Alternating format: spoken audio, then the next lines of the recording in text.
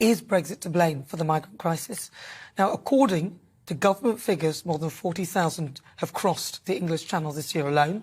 And this is more than the 2 previous years combined. So over 10,000 of those who have actually arrived in this country have come from Albania. Now, earlier, the Albanian Prime Minister, Edi Rama, blamed the current migrant crisis on Brexit, saying the tough job roles need to be filled, and he used sectors such as agriculture and factory work as an example, claiming that British kids aren't keen to do those kind of jobs. And to add fuel to the fire, he also called on the Home Secretary to write a letter of apology, here we go, after using the word invasion to describe the migrant crisis, as he believes it stirs up hatred.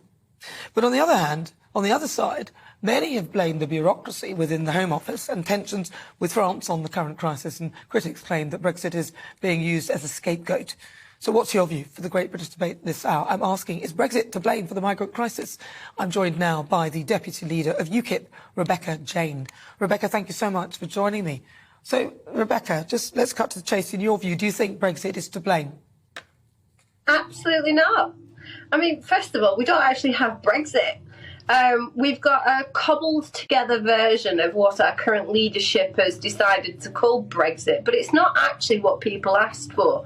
So no, and I absolutely agree. It has been made a complete scapegoat because everybody that didn't like the Brexit idea, whatever we're talking about, they use it as an excuse. Brexit's to blame for this, Brexit's to blame for that. Well, do you know what? If you did it properly in the first place, maybe it wouldn't be to blame for anything, and I don't think it's to blame in this case whatsoever.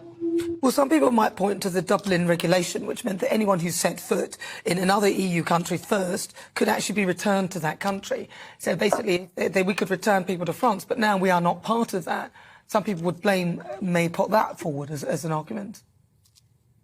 I don't see how it's an argument whatsoever. I think you might have to explain that one a little bit better to me. I don't understand where that would come from.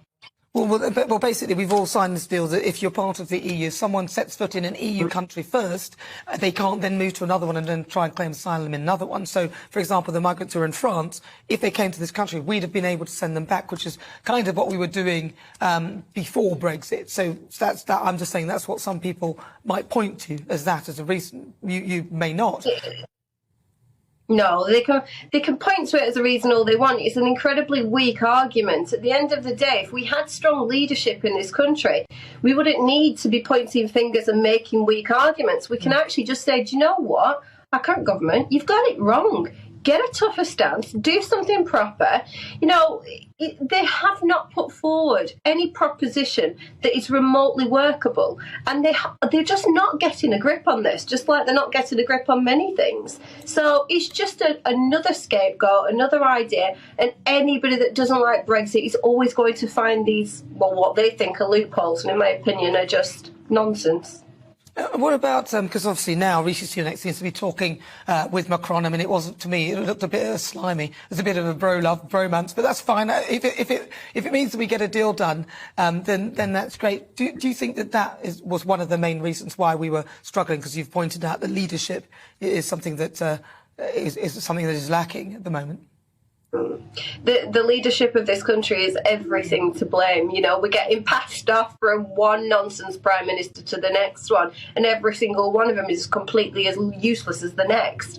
So yeah, I think it's just, you know, I'm part of the UK Independence Party. It's not in our interest right now to call for a general election. However, for the benefit of the country, it absolutely would be. Personally, I'm wanting to hold on for a little bit longer so I can finish lining up candidates. But basically, it's our government and our leadership that are at fault for everything that is wrong today, and something has to be done, and we have to stop looking in all these other different directions and do something about it. And briefly, why do you think that the migrants keep coming then in ever larger numbers? I mean, they don't seem to be worried about it at all. What do you think the main pull factor is? Well, it's the 4- and 5-star accommodation and the luxurious holidays that they're getting. That's what it is. Honestly, it's an absolute nightmare to try and get accommodation in the northeast at the minute. And that's because it's all taken up by immigration. And why on earth would you not want to come to this country? It's absolutely glorious. Well, Rebecca, stay right there. Rebecca.